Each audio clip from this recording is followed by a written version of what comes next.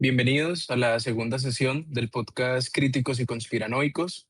En este segundo episodio no nos dedicaremos, como habitualmente pasó en el primer episodio, dedicado al análisis de ciertos titulares, sino nos dedicaremos a el análisis del escrutinio de cara a la primera vuelta, como también al análisis del discurso de los ex candidatos y de los candidatos de cara a la segunda vuelta.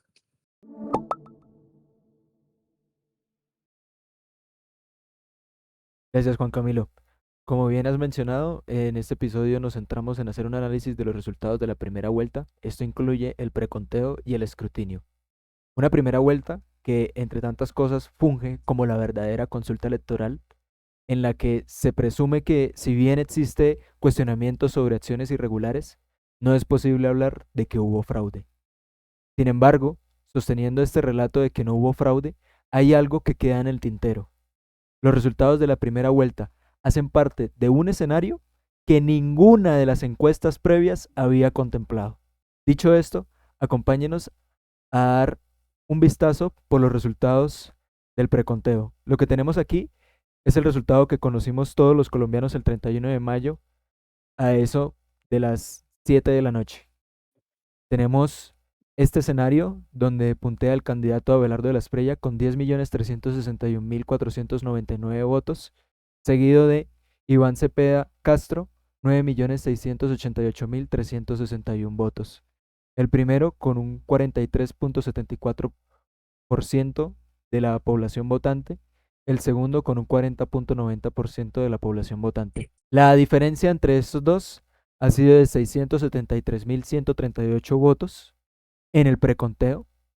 Es una diferencia considerable en unas elecciones donde un candidato de izquierda históricamente ha tenido la participación y la intención de voto masiva y mayoritaria en la historia del país, y un candidato de la extrema derecha que se presenta como la alternativa a esa derecha uribista que por varios años ha secuestrado la política del país.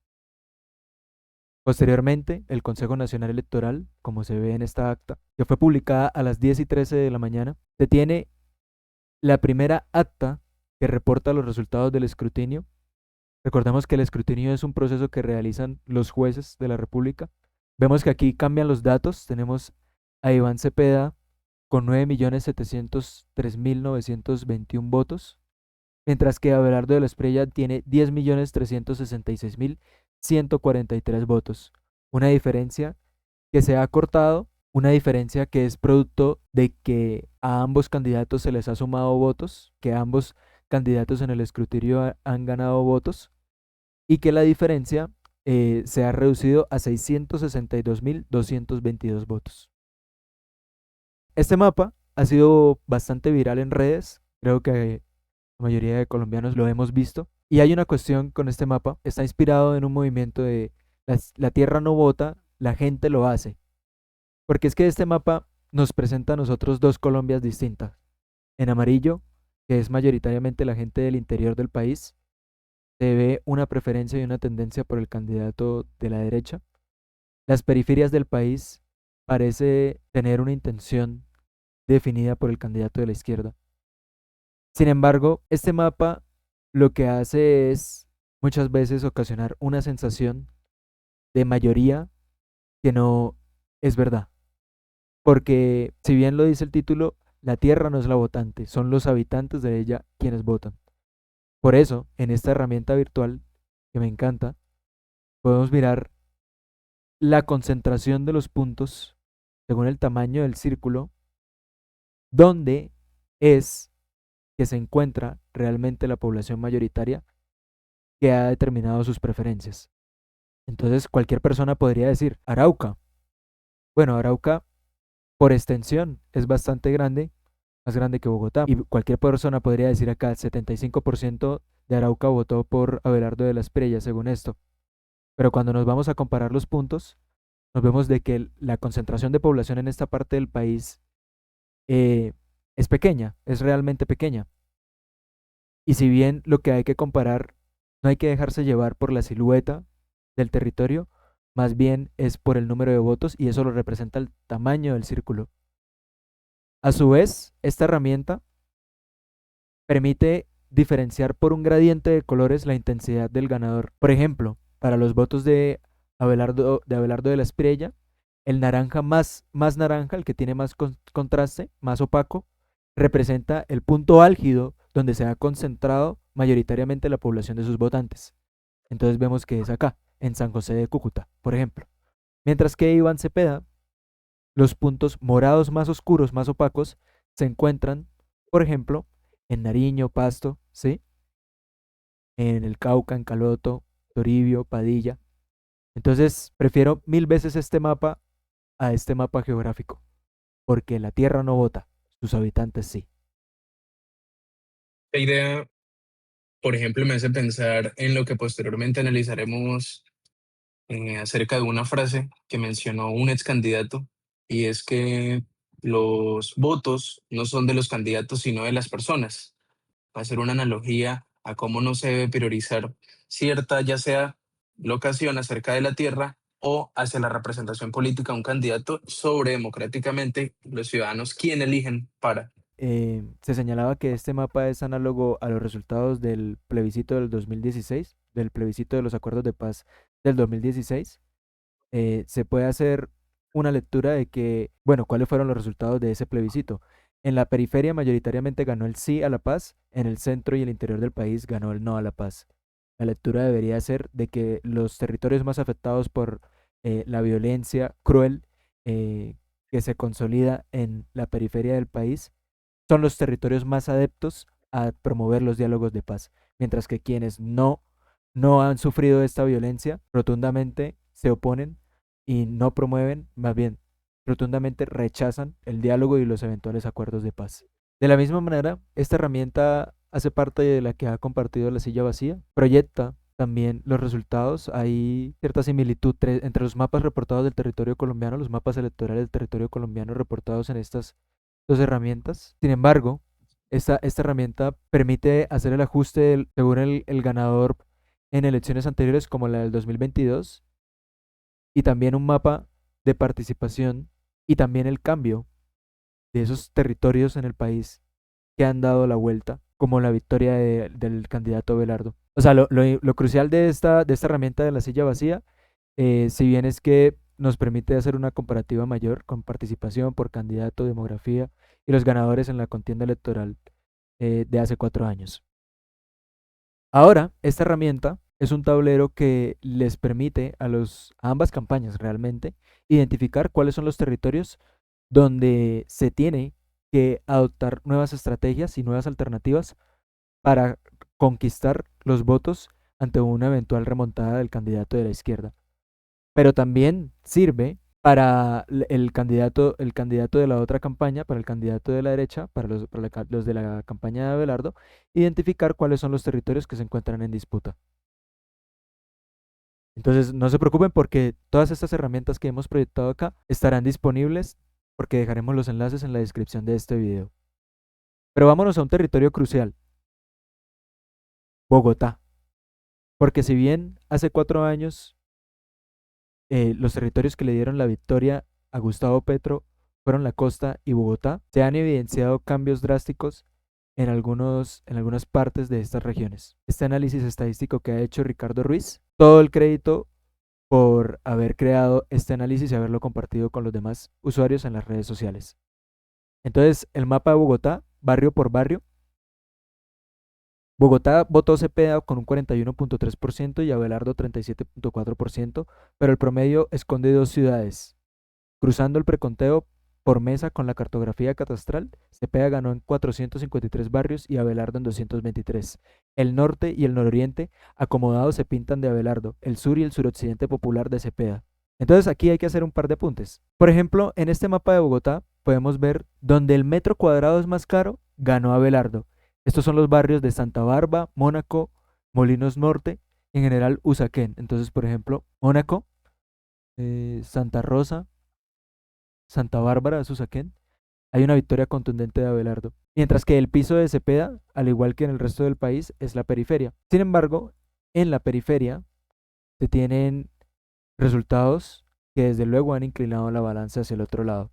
barrios de clase media que eran de Petro y se voltearon, como por ejemplo granjas de techo y hipotecho. Entonces, granjas de techo, provivienda, hipotecho, hipotecho occidental, hipotecho. No son casos sueltos, fueron 137 barrios en los que pasaron de ganar Petro a ganar Abelardo. La franja media se concentra en Fontibón, Engativá, Puente Aranda, Barrios Unidos, donde fue el verdadero campo de batalla y se rompió hacia la derecha. Entonces hay fronteras, ¿no? Hay fronteras en el mapa de Bogotá y también hay como pequeñas islas en términos de preferencia política. Como si se tratara de una barrera invisible Ujú. que termina categorizando por estratificación a los votantes. Y en sí mismo no solo a los votantes, a la ciudadanía. ¿Y qué tan diversificada en este caso termina siendo Bogotá? Ahora bien, yo en la introducción había dicho de que los resultados de la primera vuelta hacen parte de un escenario que ninguna de las encuestas previas había contemplado. Y para entender esto, tenemos que hablar sobre la confianza que recae en las instituciones del sistema electoral. Las encuestas electorales, en su mayoría, son organizadas por empresas privadas de investigación de mercados y opinión pública, como los medios de comunicación. Así que, en este sentido, las encuestas electorales son propaganda política. Y no nos apresuremos, pues no es únicamente que un candidato le pague al medio que las publicita para que le aumente las cifras. La propaganda realmente sirve para hacerle creer a la población de que hay una tendencia, un criterio, una intención de voto. Y en ocasiones, esto puede generar un efecto reaccionario contrario a la tendencia. Y creo, sinceramente, que esto es lo que ha ocurrido. Se siente como un mentir para ganar, una dinámica de miedo. Es uno de los efectos de promover el discurso fatalista que ha impregnado su campaña. Algo que siempre ha sido estrategia política de la derecha, ese típico nos ofertan violencia para vendernos seguridad. Aún así, no hay que rayar en la conspiración de que nos hicieron creer que todo iba bien para que la gente se avispara y saliera a inclinar la balanza hacia el otro lado. Las encuestas, si bien es cierto, se equivocaron, también subestimaron significativamente el crecimiento final de Abelardo de la Espriella y no anticiparon correctamente la magnitud de la caída que tendría Paloma Valencia. Algunas encuestadoras sí detectaron una contienda mucho más cerrada, pero ninguna reprodujo el resultado final con precisión. Y es que el discurso del fraude no cabe aquí, porque entonces siempre que no gane un sector político va a salir diciendo de que les robaron los resultados, les robaron las elecciones. Y este tipo de discursos hay que abandonarlos. Si bien es cierto que las encuestas, más allá de tener un rol como observador, entran a tener un rol como participante, el porcentaje de fraude reportado en el preconteo y el escrutinio no es significativo. De hecho, la registraduría informó que la coincidencia entre el preconteo y el escrutinio fue del 99.94% y que el escrutinio judicial avanzó prácticamente hasta la totalidad de las mesas sin cambios sustanciales en el resultado general. Sí, o sea, y complementando esa idea, por ejemplo, llega a ser bastante crítico la idea de generar una acusación, de sembrar una sospecha sin prueba. O sea, cuando el discurso del fraude, más cuando no se ha llegado a generar una confirmación como ya está, de que no hubo un fraude electoral, o sea, desde una perspectiva democrática, el problema no radica en denunciar problemas o irregularidades, o sea, algo que legitima en cualquier sistema electoral, sino en presentar la sospecha como si en muchos casos fuese una evidencia. Esa idea es claro que le jugó muy en contra principalmente al presidente. Ya luego en el discurso, pues Iván Cepeda reiterará una verificación legítima de cara a la segunda vuelta, pero es sumamente crítico, es bastante agravante generar una sospecha sin alguna evidencia. Y para cerrar mi idea, ahora toca redirigir la mirada sobre lo que se puede tener el control. Por lo que el gran cuestionamiento aquí es, ¿qué debe hacer la campaña de Iván Cepeda para conseguir los votos que le hacen falta para remontar? Además, me surge la otra pregunta porque Iván Cepeda en este punto debe deslindarse de la imagen del presidente para no heredar los males y los cuestionamientos que han ahogado el gobierno del presidente Petro.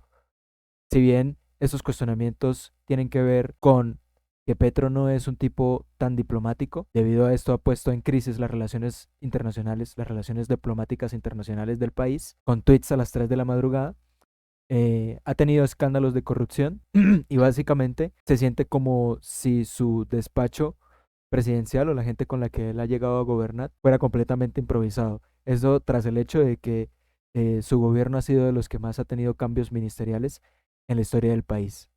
Lo cual me lleva a la pregunta, ¿el triunfo de Abelardo es el fracaso de Petro, así como el triunfo de Petro fue el fracaso de Duque? Para responder a la pregunta central, ¿qué debe hacer Iván Cepeda para ganar de cara a la segunda vuelta? Como bien ya decía Lian, yo pienso en tres razones, en esencia principales, que es, en efecto, separar su imagen de la popularidad del gobierno Petro, o bueno, mejor dicho, de la impopularidad, desligarse completamente del petrismo, que en parte, ya luego hablaré de eso, en el discurso que realiza Cepeda post elecciones de primera vuelta.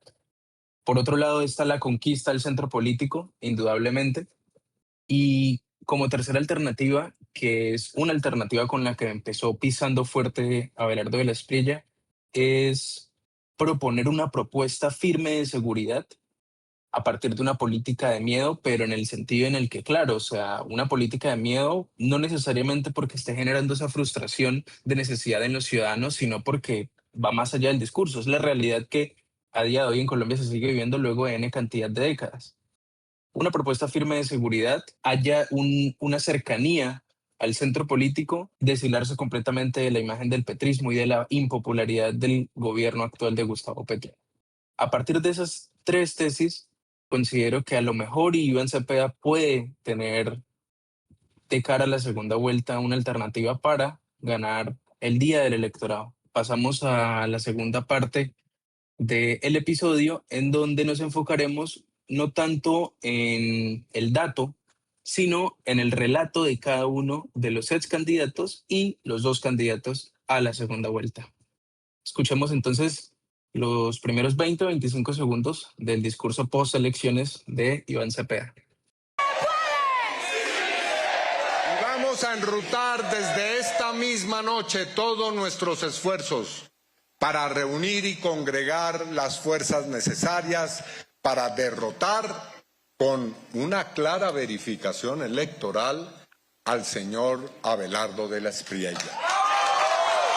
Este discurso es sin duda alguna una presentación de cómo el candidato no asume la derrota parcial, sino que presenta este discurso como una oportunidad para construir una mayoría más amplia, que es lo que ya luego le apuntará hace un par de días cuando publica su llamado, su comunicado al centro político. Entre las diferencias que menciona, presenta la sospecha que ya previamente hablábamos acerca del escrutinio, de que ya a día de hoy, ya hace, bueno, un par de días, es verídico que no hubo fraude electoral, es verídico el hecho de que Abelardo de la Espriella ganó con total democracia y le juega en contra, reitero esta idea, porque sembrar la sospecha es síntoma de que no haya una perspectiva democrática sobre asumir la derrota frente a otro contrincante. Esto, claro, va redirigido en esencia al presidente. Es un análisis sumamente complicado. ¿Por qué? Porque el máximo representante del partido político en el que está Iván Cepeda es Gustavo Petro. Y una de las alternativas que a lo mejor muchos de los analistas políticos en estos momentos está haciendo de cara a la segunda vuelta es que Iván Cepeda debe deshilarse de ese dogma o de esa idea del petrismo en donde no llega a ser muy favorable para hacer un comunicado al centro político. Otro tema interesante en el que también se puede analizar el discurso de Iván Cepeda es esa intención de invitar al debate a Abelardo de la Espriella. Hace un énfasis en la reiteración a discutir, al proponer ideas y al intercambiarlas, pero en un ambiente en el que solamente se encuentre de la Espriella e Iván Cepeda. Y uno se pregunta, ¿fue estrategia política el hecho de que durante la primera vuelta, antes de la contienda electoral, Iván Cepeda se haya abstenido a ser parte de estas invitaciones? ¿Le jugó en contra, le jugó a favor el hecho de realizar esta abstención al debate? ¿Y cómo esta abstención al debate, a mi parecer, nuevamente le jugó en contra desde un sentido y una perspectiva democrática?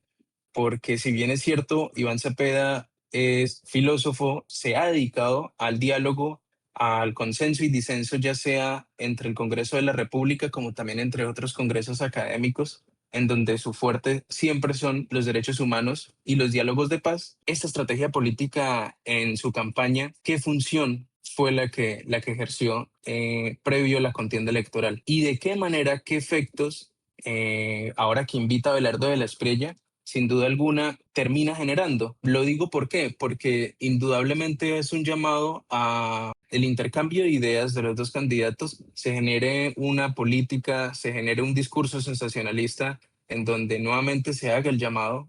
En consecuencia, considero que para dar respuesta a estos cuestionamientos en el que si le jugó a favor o en contra el hecho de abstenerse al debate, considero que indudablemente le jugó en contra, aunque es necesario tener en cuenta su rol como conciliador y que en este caso, de cara a la segunda vuelta, abstención al debate desaparece al invitar a Abelardo de la Espriella, porque lo que mayormente mueve a la masa o al público, pues siempre es la disputa, ¿no? Siempre es el discurso sensacionalista que un líder les pueda generar, claro, dentro de las propuestas que mayormente beneficien al pueblo. Y con ello hago referencia a que, por ejemplo, eso fue evidente el hecho de que Iván Cepeda tiene que asumir una propuesta de seguridad, porque eso es lo que, a mi parecer, mayormente movió la masa del electorado en favor a Abelardo de la Espriella. Esa política del miedo en donde se oferta la frustración, donde se oferta ya sea la inseguridad, la decadencia económica, bajo una propuesta de firmeza frente a el flujo económico nacional, frente a la seguridad nacional en cada uno de los territorios que a día de hoy se mantienen en zonas rojas, es lo que Iván Cepeda debería, en muchos de los debates de cara a la primera vuelta, Adoptar. pudo haber mencionado, que esperamos de cara a la segunda vuelta lo llegue a mencionar. Entonces, teniendo en cuenta que dicha ausencia en los debates representa una negación al diálogo democrático como fue en la primera vuelta, por ello ahora previo a la segunda es indudable, es esencial qué rol cada uno de los candidatos va a desarrollar. Entonces, bueno, dicho esta breve reflexión, pasamos al discurso de la Espriella posterior a su victoria electoral. No se atrevan a insistir en desconocer los resultados de las elecciones, porque el pueblo se va a levantar y los va a castigar. Usted, señor Petro, y usted, señor Cepeda, son un par de bandidos que vamos a jubilar para siempre.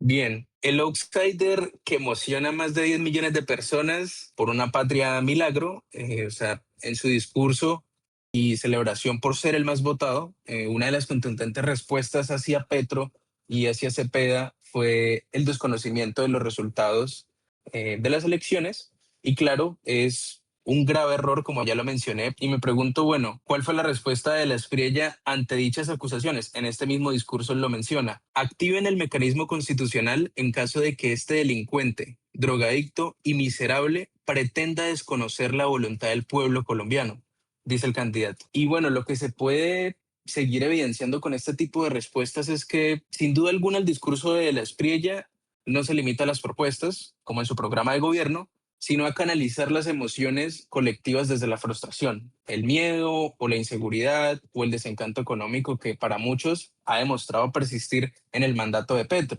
Y ahí le juega en contra desde esta crítica a cómo propone de la Espriella un nuevo eventual gobierno, a cómo llegó a ser ineficiente el gobierno de Petro y lo que se pretende que no llegue a seguir en el eventual gobierno de Iván Cepeda. Entonces, la idea se reitera en su respuesta sobre defender la democracia por la razón o por la fuerza. Y esta consideración me resuena mucho y me pregunto entonces, ya a lo mejor un poco desde el enfoque filosófico-político, ¿los discursos de orden fortalecen la democracia o terminan justificando formas más autoritarias de ejercer el poder? A ver, esto lo pienso desde Michel Foucault en una constante coexistencia del poder sutil disciplinario como también desde un poder fuerte o un poder soberano, porque siempre se pretende reforzar a las autoridades, ya sea militares, policiales, que terminan implantando una regulación, por ejemplo, a partir de las protestas. O sea, el asumir la política del miedo a partir de las diferentes autoridades en una protesta, en una ciudadanía, termina generando es un disciplinamiento para absolutamente todos. En el caso en el que si se llega a generar un disturbio o algún caso de subversión en los territorios, indudablemente van a actuar quizás peor o igual que como surgió y se dio en el gobierno de Iván Duque. Entonces, estas políticas del miedo para reforzar esa idea de la democracia a partir de la razón o la fuerza, bueno, eso puede llegar a generar bastante incertidumbre acerca de cómo se llega a aplicar en un eventual gobierno. Pero bueno, en ciertos casos, desde la perspectiva que ofrece el candidato, en este discurso reitera la idea de erradicar o de destripar una ideología o una acción colectiva, como es lo que mencioné anteriormente, la protesta, cuando estos lineamientos representan el sentido democrático que pues debe ofrecer un Estado. Y reitero, esta no es una crítica que necesariamente va dirigida a la derecha. Lo que pasa es que cuando se llega a extrapolarizar tanto una ideología política, entonces ya termina cruzando la línea de la perspectiva democrática que, a mi parecer, y considero a cualquier ciudadano, se le debe priorizar, nunca censurar. Pero bueno, entonces esta reflexión da paso a otro cuestionamiento. ¿Se trata de una democracia auténtica o solo es una forma de apaciguar el verdadero poder autoritario? Es un cuestionamiento que ya veremos si en un eventual gobierno de la Espriella se realizará, como lo mencioné anteriormente, si se refuerzan esos relacionamientos de poder o que, bueno, si se trata de una democracia auténtica en donde no se enfocará en erradicar o en perseguir una ideología política contraria a la de él. Cerrando este espacio dedicado al discurso de la Espriella, que son, junto con Iván Cepeda, los dos candidatos de cara a la segunda vuelta, realizaremos un rastreo sobre los ex candidatos que en estos momentos sus votos, su influencia, llegan a ser Cruciales. condicionales para la victoria de cualquiera de los dos candidatos hoy presentes en la segunda vuelta. Y es. Entonces pasamos a escuchar unas breves consideraciones de Claudia López como ex candidata y de Juan Daniel Oviedo como fórmula vicepresidencial de la ex candidata Paloma Valencia. Yo tengo una profunda desconfianza de lo que es, de lo que representa, de la persona, de los principios, de la ética, del actuar de Abelardo de la Espriella. En cambio, lo dije toda la campaña, lo quiero reiterar aquí, yo con Paloma y con Iván fui compañera en el Senado, los conozco de hace muchos años, a Paloma hace unos 10 o 15 años, a Iván hace 30 por lo menos. Pasemos a Juan Daniel Oviedo, muy brevemente, y ya hacemos un repaso de los dos. No consideran viable. Eso hay que reconocerlo. Como colombiano, lo que defiendo es que se respete la democracia. La mayoría de los colombianos ya sabe qué va a hacer el 21 de junio y yo tengo que respetar eso. Hay cosas que sí tengo claras. Este país no se merece un gobierno que desconozca los resultados electorales, que discrimine a las minorías históricamente invisibilizadas, que ponga en riesgo la estabilidad institucional o que pretenda destruir a quien piense distinto. Mi causa es estar aquí.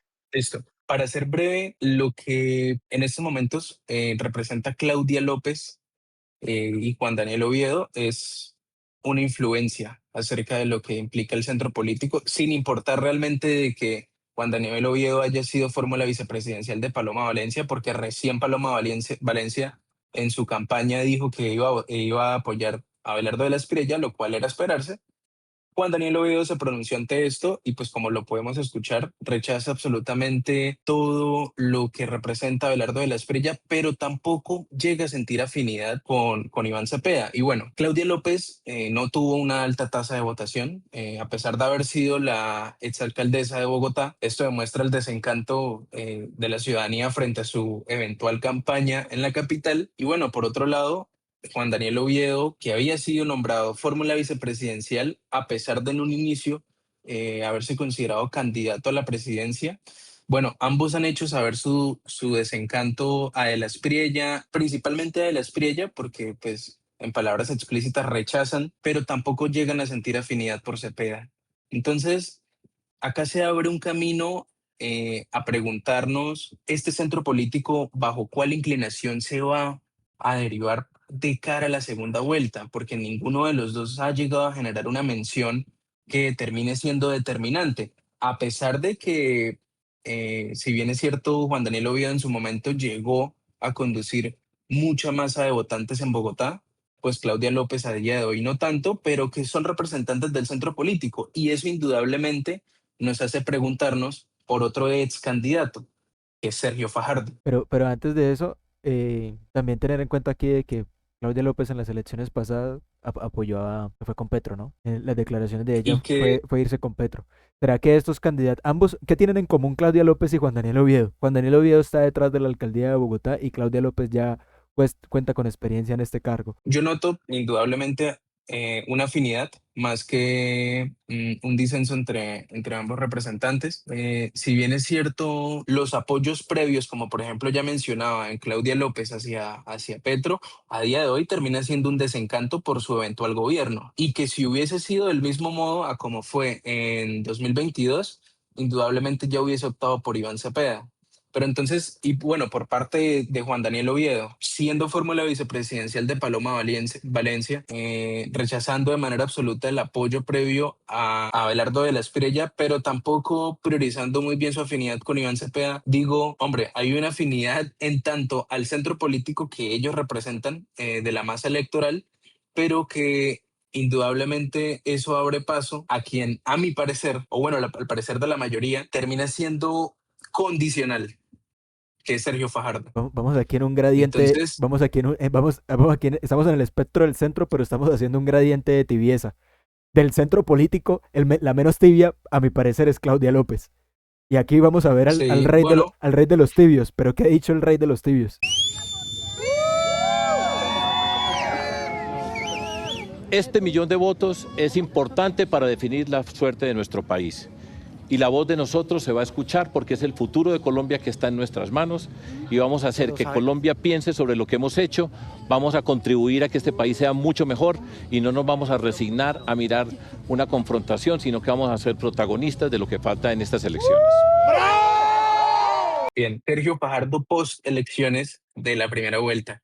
Bueno, a pesar de no haber conseguido una alta tasa de votantes en comparación a los dos primeros, el millón de votos, ¿no? El millón de votos que se han decidido por el centro político de Sergio Fajardo son indispensables. Y Fajardo bien lo menciona, o sea, Fajardo es consciente de esa situación y es consciente de que cada uno de los candidatos va a ir atrás de ese millón de votos. Posterior a perder en primera vuelta, ya como hemos escuchado, este millón de votos es importante para definir la suerte de nuestro país y la voz de nosotros se va a escuchar porque es el futuro de Colombia que está en nuestras manos. Aunque haya hecho referencia a que su millón de votos es necesario para la victoria de alguno, ha mencionado que los votos no son del candidato, sino de los ciudadanos. Y con esto hacía referencia a la frase del inicio del episodio. Fajardo prioriza muy bien el hecho de, por ahora, no inclinarse a ninguno de los extremos polarizados en la política. Pero O sea, luego él de rechazó, este discurso, él sí, rechazó tajantemente a Abelardo. pero tampoco ha dado afinidad a Iván Cepeda. Entonces es como si de manera implícita, ya sea Claudia López, Juan Daniel Oviedo y Sergio Fajardo, rechacen una forma de gobierno, pero tampoco se inclinen por otra.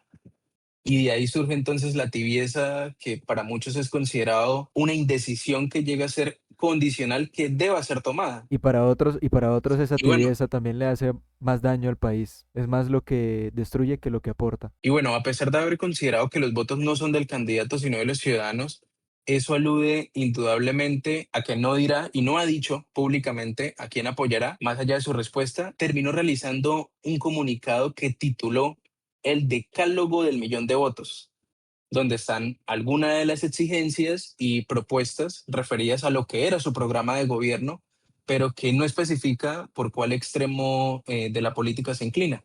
Pero bueno, o sea, quien leemos en parte este decálogo, indudablemente hay una inclinación implícita hacia lo que representa la izquierda democrática y dialogante, a lo que representa ese cambio absoluto de rigor y de firmeza de la derecha. Ok. Entonces, ¿qué se puede asumir y qué se puede sintetizar frente a este centro político de Sergio Fajardo, frente a lo que esperamos por cada uno de los candidatos de cara a la segunda vuelta, que depende únicamente de qué propuestas, de qué llamados, de qué focos de atención termina siendo Cepeda, termina siendo de la Espriella?